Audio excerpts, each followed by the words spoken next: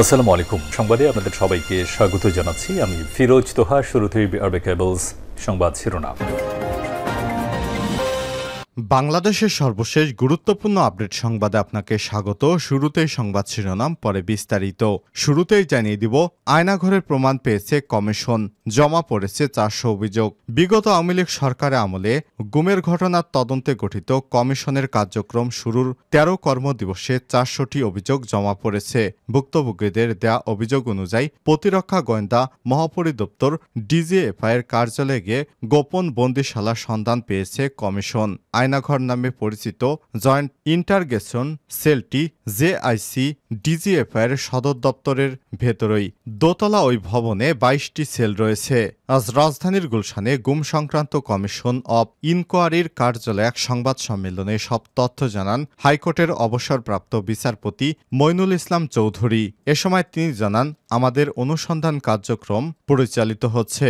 ধীরে ধীরে বাংলাদেশের সব স্থান থেকে আয়নাঘরগুলো এক এক করে উন্মোচন করা হবে। এরপর জানিয়ে দিব, উপদেষ্টা পরিষদের বৈঠক অনুষ্ঠিত।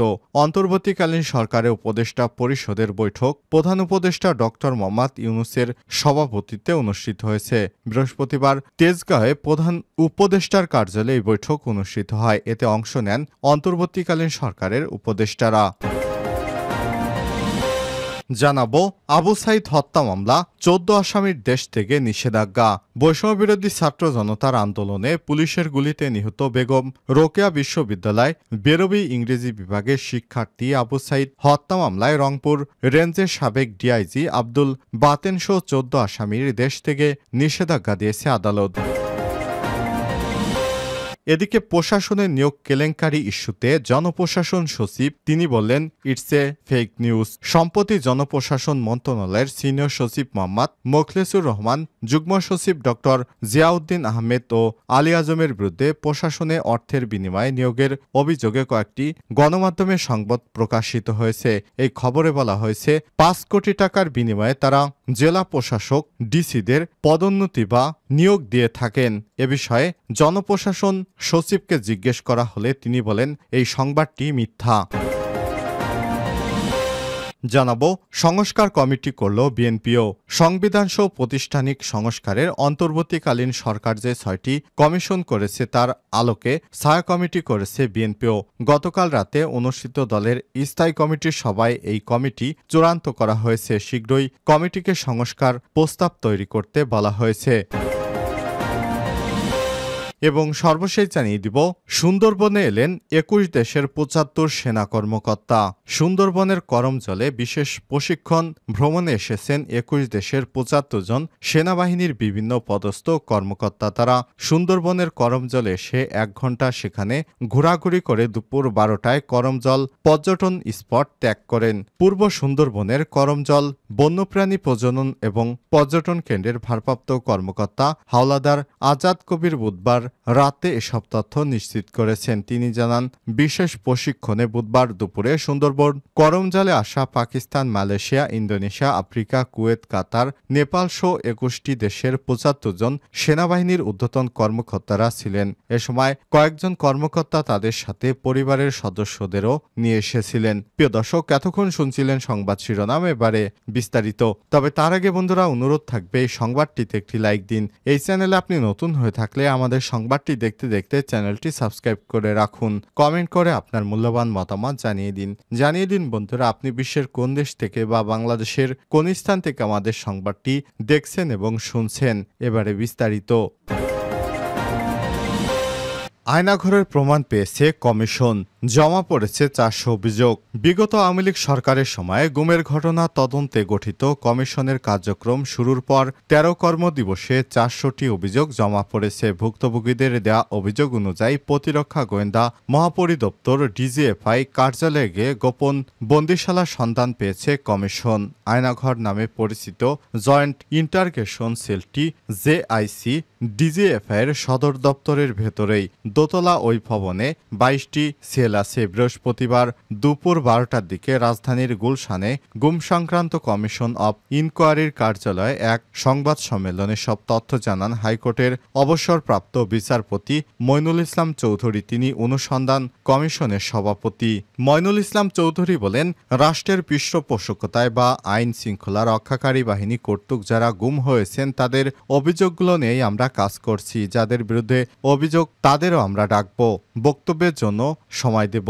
অভিযুক্তরা না আসলে আইন অনুযায়ী ব্যবস্থা গ্রহণ করা হবে। কমিশনের সভাপতি আরও বলেন, সবচেয়ে বেশি গুমের অভিযোগ এসেছে র্যাব, ডিজিএফআই, ডিবি ও সিটিটিসির বিরুদ্ধে। 25শে সেপ্টেম্বর আমরা ডিজিএফআই এর আয়নাঘর পরিদর্শন করেছি। 1 অক্টোবর আমরা ডিবি ও সিটিটিসি পরিদর্শন করেছি, তবে সেখানে কোনো বন্দী আমরা পাইনি। সম্ভবত 5 আগস্টের পর সেখান থেকে সবাইকে ছেড়ে দেওয়া হয়েছে। 30শে সেপ্টেম্বর পর্যন্ত অভিযোগ জমা দেওয়ার সময় ছিল বলে জানান মইনুল ইসলাম চৌধুরী। তিনি বলেন, 10ই অক্টোবর পর্যন্ত এই সময়সীমা বৃদ্ধি করা হয়েছে। 75 জন সশরীরে এসে তাদের বিবৃতি দিয়েছেন বলেও জানান কমিশনের সভাপতি। তিনি বলেন, অনেকে ডাকযোগে পাঠিয়েছেন, অনেকে ইমেইলে পাঠিয়েছেন। প্রয়োজনে অভিযোগ নেওয়ার সময়সীমা আরও বাড়ানো হবে। 3 মাসে তদন্ত শেষ হবে কিনা সেটা সামনে বোঝা যাবে বলেও জানান তিনি। কমিশনের সদস্য নূর খান বলেন, আমরা ভুক্তভোগীদের পরিচয় নিয়ে তাদের আলাদা করব না। প্রতিটি অভিযোগে আমরা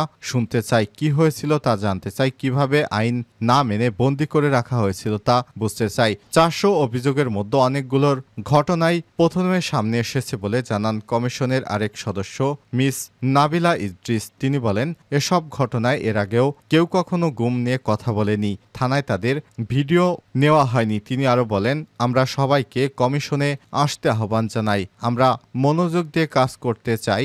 ঢাকার বাইরে থেকেও অনেক অভিযোগ আসছে, সেগুলো খতিয়ে দেখা হবে। উপদেষ্টা পরিষদের বৈঠক অনুষ্ঠিত। অন্তর্বর্তীকালীন সরকারের উপদেষ্টা পরিষদের বৈঠক প্রধান উপদেষ্টা প্রফেসর ডক্টর মোহাম্মদ ইউনূসের সভাপতিত্বে অনুষ্ঠিত হয়েছে। বৃহস্পতিবার 3 অক্টোবর তেজগাঁও প্রধান উপদেষ্টার কার্যালয়ে বৈঠক অনুষ্ঠিত হয়। এতে অংশ নেন অন্তর্বর্তীকালীন সরকারের উপদেষ্টারা।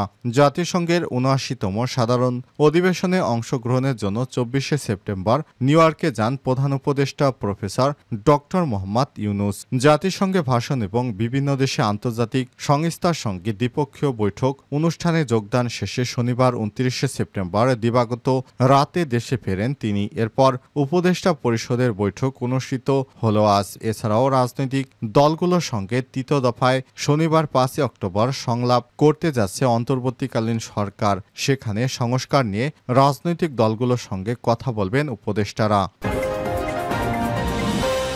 আবু সাইদের হত্যা মামলা 14 আসামির দেশ থেকে নিষেধাজ্ঞা। বৈষম্যবিরোধী ছাত্র জনতার আন্দোলনে পুলিশের গুলিতে নিহত বেগম রোকেয়া বিশ্ববিদ্যালয় বেরবি ইংরেজি বিভাগের শিক্ষার্থী আবু সাইদ হত্যা মামলায় রংপুর রেঞ্জের সাবেক ডিআইজি আব্দুল বাতেন সহ 14 আসামির দেশ থেকে নিষেধাজ্ঞা দিয়েছে আদালত। বুধবার 2 October Rangpur metropolitan magistrate Tajhat আমলি আদালতের বিচারক মোহাম্মদ আসাদুজ্জামান এই আদেশ দেন। মামলার প্যানেল আইনজীবী মোহাম্মদ রোকনুজ্জামান রোকন এসব তথ্য নিশ্চিত করেছেন। বিদেশ গমন নিষেধাজ্ঞা পাওয়া আসামিরা হলেন রংপুর রেঞ্জের সাবেক উপমহাপরিদর্শক DIG Abdul Baten, Rangpur metropolitan police RMP সাবেক কমিশনার মোহাম্মদ মনিরুজ্জামান, উপপুলিশ কমিশনার আবু মারুফ হোসেন, সহকারী কমিশনার আরিফুজ্জামান, সহকারী পুলিশ কমিশনার ইমরান হোসেন, বেগম রোকেয়া বিশ্ববিদ্যালয়ের বেরবি শিক্ষক মশিউর রহমান ও আসাদুজ্জামান মণ্ডল, এসআই বিভূতি ভীষণ, তাজহাট থানার ভারপ্রাপ্ত কর্মকর্তা ওসি রবিউল ইসলাম, বেরবি ছাত্রলীগের সভাপতি পামেল বড়ুয়া, সাধারণ সম্পাদক শামীম মাহফুজ, সাংগঠনিক সম্পাদক ধনঞ্জয় কুমার টগর, বাবুল হোসেন ও বেরবি কর্মকর্তা রাফিউর হাসান। আইনজীবী রোকনুজ্জামান রোকন বলেন, পুলিশের গুলিতে নিহত আবু সাইদের মাথায় আঘাতের চিহ্ন সুস্পষ্ট, শরীরের বিভিন্ন জায়গায় গুলির ক্ষত, সবকিছু মিলে ময়নাতদন্ত রিপোর্ট প্রমাণ করে এটি হত্যাকাণ্ড। ফলে এই হত্যার সঙ্গে যারা জড়িত তাদের কেউ ছাড় পাবে না। এ মামলার তদন্তকারী কর্মকর্তা ও PBI Rangpur police super ABM Zakir Hossain বলেছেন, আসামিদের বিদেশ গমনে নিষেধাজ্ঞা তদন্তেরই একটি অংশ। আমরা আসামিদের গ্রেপ্তারের সর্বোচ্চ চেষ্টা করছি, সেই সঙ্গে মামলার অন্যান্য নথিপত্র আলামত সংগ্রহ করছি। সরকারি কর্মকর্তাদের গ্রেপ্তারের অনুমতি প্রয়োজন, সেজন্য বিজ্ঞ আদালতকে এসব বিষয়ে জানিয়েছি। প্রশাসনের নিয়োগ কেলেঙ্কারি ইস্যুতে জনপ্রশাসন সচিব ইটস এ ফেক নিউজ।